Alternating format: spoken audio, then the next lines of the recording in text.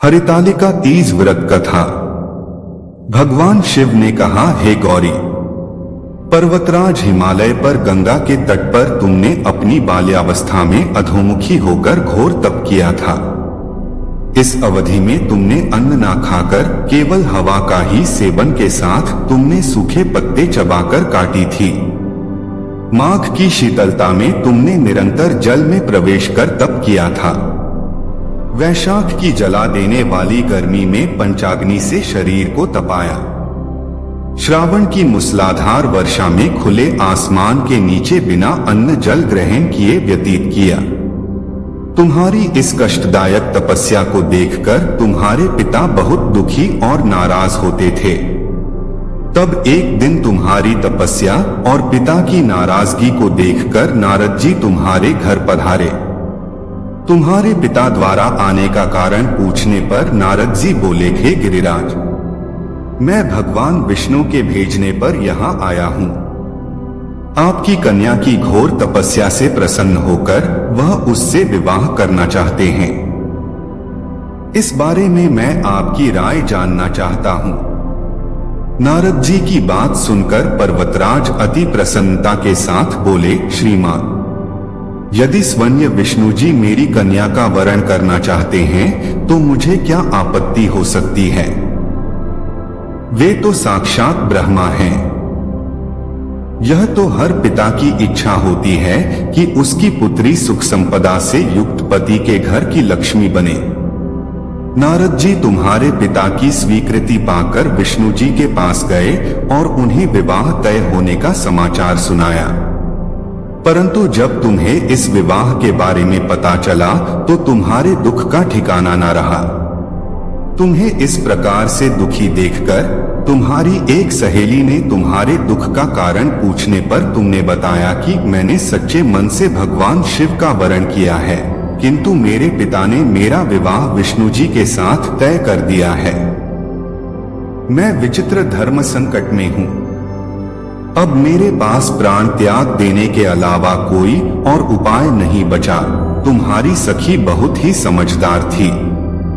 उसने कहा, प्राण छोड़ने का यहाँ कारण ही क्या है। संकट के समय धैर्य से काम लेना चाहिए। भारतीय नारी के जीवन की सार्थकता इसी में है कि जिसे मन से पति रूप में एक बार वरण कर लिया, जीवन पर्यंत उसी से निर्वाह करे। सच्ची आस्था और एक निष्ठा के समक्ष तो भगवान भी असहाय हैं। मैं तुम्हें घनघोर वन में ले चलती हूँ, जो साधना थल भी है और जहाँ तुम्हारे पिता तुम्हें खोज भी नहीं पाएंगे। मुझे पूर्ण विश्वास है कि ईश्वर अवश्य ही तुम्हारी सहायता करेंगे। तुमने ऐसा ही किया। तुम्हारे पिता तुम्हें घर में न पाकर बड़े चिंतित और दुखी हुए। वह सोचने लगे कि मैंने तो विष्णु जी से अपनी पुत्री का विवाह तय कर दिया है। यदि भगवान विष्णु बारात लेकर आ गए और कन्या घर पर नहीं मिली तो बहुत अपमान होगा। ऐसा विचार कर पर्वतराज ने चारों ओर तुम्हारी खोज शुरू करवा दी। इधर तुम्हारी खोज होती रही, उधर तुम अपनी सहेली के साथ नदी के तट पर एक गुफा में मेरी आराधना में लीन रहने लगी। भाद्रपद तृतीय शुक्ल को हस्त नक्षत्र था। उस दिन तुमने रेत के शिवलिंग का निर्माण किया। रात भर मेरी स्तुति में गीत गाकर जागरण किया। तुम्हारी इस कठोर तपस्या के प्रभाव से मेरा आसन हिल उठा और मैं शीघ्र ही तुम्हारे पास पहुंचा और तुमसे वर मांगने को कहा। तब अपनी तपस्या के फलीभूत मुझे अपने समक्ष पाकर तुमने कहा, मैं आपको सच्चे मन से पति के रूप में वरण कर चुकी हूँ। यदि आप सचमुच मेरी तपस्या से प्रसन्न होकर यहाँ पधारे हैं तो मुझे अपनी अर्धांगिनी के रूप में स्वीकार कर लीजिए। तब तथास्तु कहकर मैं कैलाश पर्वत पर लौट गया। प्रातः होते ही तुमने पूजा की समस्त सामग्री नदी में प्रवाहित करके अपनी सखी सहित व्रत का वरण किया। उसी समय गिरिराज अपने बंधु बांधवों के साथ तुम्हें खोजते हुए वहां पहुंचे। तुम्हारी दशा देखकर अत्यंत दुखी हुए और तुम्हारी इस कठोर तपस्या का कारण पूछा। तब तुमने कहा, पिताजी, मैंने अपने जीवन का अधिकांश वक्त कठोर तपस्या में बिताया है। मेरी इस तपस्या के केवल उद्देश्य महादेव जी को पति के रूप में प्राप्त करना था। आज मैं अपनी तपस्या की कसौटी पर खरी उतर चुकी हूँ। चूंकि आप मेरा विवाह विष्णु जी से करने का निश्चय कर चुके थे, इसलिए मैं अपने आराध्य की तलाश में घर से चली गई। अब मैं आपके साथ घर इसी शर्त पर चलूंगी कि आप मेरा विवाह महादेव जी के साथ ही करेंगे। पर्वतराज ने तुम्हारी इच्छा स्वीकार कर ली और तुम्हें घर वापस ले गए।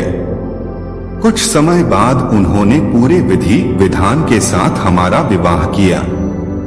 भगवान शिव ने आगे कहा, हे पार्वती, भाद्रपद की शुक्ल तृतीया को तुमने मेरी आराधना करके जो व्रत किया था, उसी के परिणाम स्वरूप हम दोनों का विवाह संभव हो सका।